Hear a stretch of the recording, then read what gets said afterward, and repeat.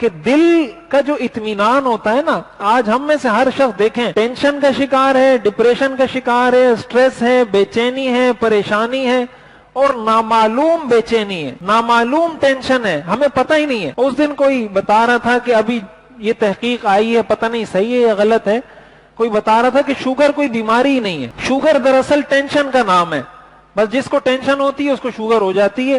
ابھی آج کی سائنس، آج کی تحقیق یہ کہتی ہے کہ شوگر کوئی بیماری ہے ہی نہیں، اگر آدمی کو ٹینشن نہ ہو تو شوگر ہوگی ہی نہیں۔ اب دیکھیں ہمیں یہ بیماریاں لگ رہی ہیں ٹینشن کی وجہ سے، اور ہم ٹینشن کا علاج ڈھونڈ رہے ہیں، بے چینی کا علاج ڈھونڈ رہے ہیں دنیا کی چیزوں میں، کہ میں اچھی جاب مل جائے، اچھا کاروبار مل جائے، اچھی گاڑی مل جائے، اچھا گھر مل جائے۔ حضور علیہ الصلوۃ والسلام کے پاس ان چیزوں میں سے کچھ بھی نہیں تھا۔ عاش یتیمن ومات یتیمن، آپ پیدا بھی یتیم ہوئے، زندگی بھی یتیموں والی گزاری، موت بھی یتیموں والی گزاری۔ حضور علیہ الصلوۃ والسلام کا جب انتقال ہوا، آپ کے گھر میں کوئی چراغ نہیں تھا، کوئی تیل نہیں تھا کہ چراغ سے وہ چراغ جلایا جاتا، اس تیل سے اتنا تیل آپ کے گھر میں نہیں تھا آپ کی رحلت کے وقت۔ تو آپ کیا کہیں گے کہ حضور کو دل کا چین اور اطمینان نصیب نہیں تھا؟ کیا حضور سے زیادہ پرسکون زندگی کسی نے دلی اطمینان والی گزاری ہے؟ ایسا ہو نہیں سکتا۔ یہ مطلب ہے قرآن کی اس آیت کا، الا بذکر اللہ تطمئن القلوب۔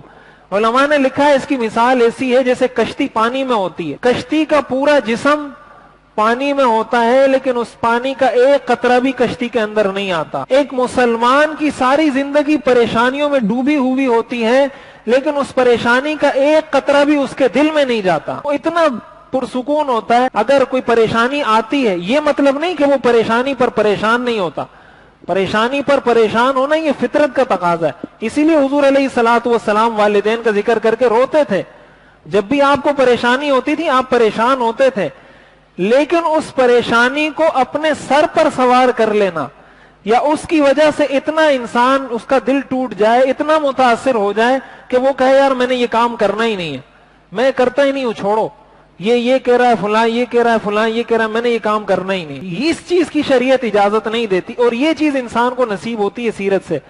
قرآن کریم میں اللہ تعالیٰ نے ارشاد فرمایا، احسب الناس ان یترکوا ان یقولوا آمنا وهم لا یفتنون وَلَقَدْ فَتَنَّ الَّذِينَ مِن قَبْلِهِمْ فَلَيَعْلَمَنَّ اللَّهُ الَّذِينَ صَدَقُوا وَلَيَعْلَمَنَّ الْكَاذِبِينَ۔ اللہ تعالیٰ فرماتے ہیں کیا لوگوں نے یہ گمان کر لیا ہے کہ ان کو چھوڑ دیا جائے گا صرف اتنی بات کہنے پر کہ یہ کہیں آمنا کہ ہم مسلمان ہیں، وَهُمْ لَا يُفْتَنُونَ، اور ان کو آزمایا نہیں جائے گا، کیا لوگوں نے یہ سمجھ لیا ہے؟ اللہ فرماتے ہیں وَلَقَدْ فَتَنَّ الَّذِينَ مِن قَبْلِهِمْ، میں نے تم سے پہلے بھی ساروں کو آزمایا ہے، فَلَيَعْلَمَنَّ اللَّهُ الَّذِينَ صَدَقُوا وَلَيَعْلَمَنَّ الْكَاذِبِينَ، تاکہ اللہ کو پتہ چل جائے، اللہ دنیا کو دکھا دے کہ یہ سچا ہے یہ جھوٹا ہے۔